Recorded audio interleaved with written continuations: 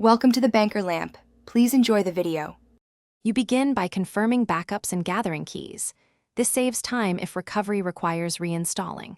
Once done, plug in the recovery USB or insert install media and restart into UEFI by holding Shift while you click Restart. Make sure Secure Boot and Boot Order allow USB first, otherwise change it in firmware. You'll use the Windows recovery environment, so note account passwords and the BitLocker recovery key. Without them, you may be blocked from decrypting drives or restoring system images. You enter Troubleshoot and pick Advanced Options to work top-down.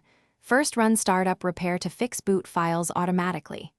If that fails, choose System Restore to revert to a stable point. Make sure the restore point date predates the issue. Once done, consider System Image Recovery if you made a full image. If GUI tools fail, open Command Prompt and run bootrec/fixember, bootrec/fixboot, and chkdsk/f on the OS partition. These commands repair boot records and disk errors. You should use Reset this PC next. Pick Keep My Files to preserve user data or remove everything for a clean slate. If Reset fails, reinstall Windows from your USB.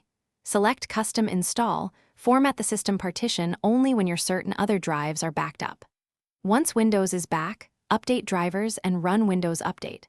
If problems persist, boot to safe mode to remove problematic drivers or apps. And as a troubleshooting tip, restore BIOS defaults or update firmware.